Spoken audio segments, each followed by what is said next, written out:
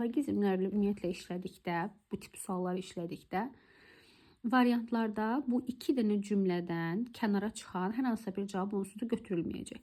Birinci hökm və ikinci hökmün ortaq çıxacaqsa, həmin o götürülməlidir. İndi bunu necə edəcəyik? Birinci hökmdə bizə deyir ki, ismin hal şəkilçiləri qrammatik şəkilçilərdir. Biz qrammatik şəkilçi olduğunu bildik bunun.